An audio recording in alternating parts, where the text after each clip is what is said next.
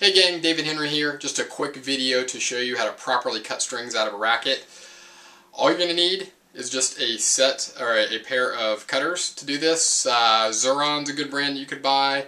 Tennis Warehouse, I believe, sells a pair that's very similar to the ones I have here. And you can probably even go to any sort of hardware store and pick up a pair. But that is all you need. And then what you need to do is get the strings cut out of the racket as quickly as possible after you break a string, because as you can see here on this Babolat Pure Drive that I have, broken main right here, okay? Well, when rackets are strung, they're under a lot of tension, 55 pounds, 60 pounds, even 65 pounds of tension, and so it's a lot of pressure on the frame, and then when you have a broken string, it's now uneven tension, okay? So you don't want to put the frame under that stress of uneven tension. So you want to get the strings cut out as soon as possible.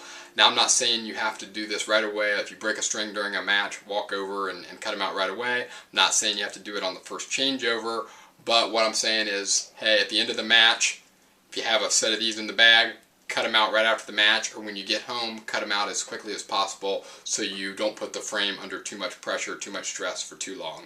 It's funny, in the stringing business, I get so many rackets from new clients that come to me and with a broken string like this already left in it. So I try to educate my clients to cut them out whenever they break and do the same for you. So let me show you the proper way to cut it out. There's kind of two ways. There's a quick way, which you can just kind of plow through and cut through as quickly as possible and get them out. And then there's also a slower way, but I believe a better way to cut them out that relieves the pressure on the frame a little more evenly. So I'm going to move over here against this green wall so hopefully you can see the contrast of the strings a little bit better.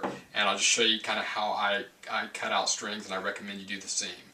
Basically, kind of start in the middle of the frame, and then I work my way around clockwise, fanning out as I go. So I'm going to cut this cross, and then this main, then this cross, then the next main.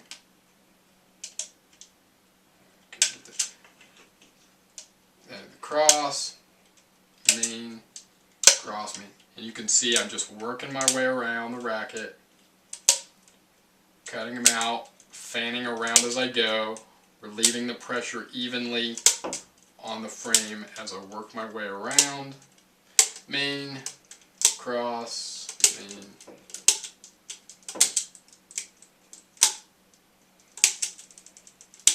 And it's not always going to be perfect because you might not start in the middle of the frame, because I missed one there.